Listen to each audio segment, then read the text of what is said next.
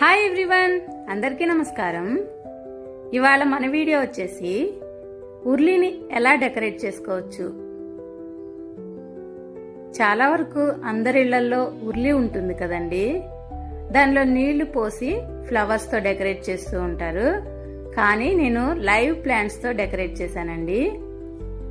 ఎందుకు అంటే వర్కింగ్ ఉమెన్కి ఎవ్రీడే ఆ వాటర్ చేంజ్ చేసి దానిలో ఫ్లవర్స్ పెట్టి అంత టైం ఉండదు కదండి. అందుకోసం నేను లైవ్ ప్లాంట్స్తో డెకరేట్ చేశాను. దీనికోసం నేను ఒక క్యూట్ డబ్బా తీసుకున్నానండి. ఇది ఏ డబ్బానో మీకు తెలిస్తే కామెంట్ చేయండి. ఇది మనం వింటర్లో యూజ్ చేసే మాయిశ్చరైజర్ డబ్బా అండి. దీనిలో నేను స్నేక్ ప్లాంట్ కటింగ్ పెట్టాను, అలాగే రియో సింగిల్ కలర్ ప్లాంట్ పెట్టాను. ఇవి ఆ ప్లాంటర్లో కదలకుండా ఉండడం కోసం స్టోన్స్ యూజ్ చేశానండి. అలాగే ఆ ప్లాంటర్ మీద ఫ్లవర్స్ కనిపిస్తున్నాయా, క్యూట్ క్యూట్ ఫ్లవర్స్. అవి నేను ఎలా తయారు చేశానో చెప్పేయండి. గెస్ చేశారా? ఇది వరకు వీడియోస్లో క్లూ ఇచ్చానండి. ఆర్టిఫిషియల్ క్లే ఉంటుంది కదండి, దానితో ఫ్లవర్ షేప్లో తయారు చేసి స్టిక్ చేసేసాను. అలాగే ఆ ప్లాంట్స్ కదలకుండా ఉండడం కోసం స్టోన్స్ యూజ్ చేశానండి. ఈ స్టోన్స్ అన్ని మా ఇంటి కన్స్ట్రక్షన్ టైంలో నేను కలెక్ట్ చేసుకుని దాచుకున్న స్టోన్స్ అండి. చూడండి, రియో ప్లాంట్ ఇంకా స్నేక్ ప్లాంట్ కూడా పెట్టేశాను. అలాగే ఈ ప్లాంటర్ చూస్తున్నారా, ఇది వరకు నేను మీషోలో తెప్పించానండి. Brass planter.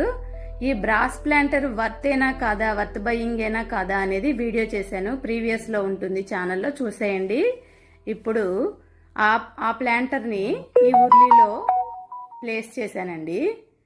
చూడండి, ఈ బ్రాస్ ప్లాంటర్ లాంగ్ లాస్టింగ్ ఉంటుందండి. అలాగే మనీ ప్లాంట్స్ చూసారా, కొత్త కొత్త ఆకులు వచ్చేసాయి. ఇది వరకు మీకు చూపించిన వీడియోలో ఇంత లష్ గ్రీన్తో లేదు కదా. ఇప్పుడు న్యూ లీవ్స్ వచ్చేసి చాలా బ్యూటిఫుల్గా ఉంది. ఈ ఉర్లీని నేను డెకరేట్ చేయడం కోసం వాడానండి. ఇది టెర్రకోటా ఉర్లీ అండి, క్లేతో తయారు చేసింది. స్టాండర్డ్గానే ఉంటుంది. ఇది నేను కొని కూడా 4-5 ఇయర్స్ వస్తుందండి. దీనిలో నేను ఆ మీషో బ్రాస్ ప్లాంటర్ని, అలాగే మనం క్లే ఆర్ట్తో బ్యూటిఫుల్గా తయారు చేసుకున్నటువంటి స్నేక్ ప్లాంట్స్ ఉంచినటువంటి క్యూట్ డబ్బాని, అలాగే నా దగ్గర ఒక షెల్ ఉందండి. ఇది మేము ఇది వరకు బీచ్కి విజిట్ చేసినప్పుడు కొన్నానండి.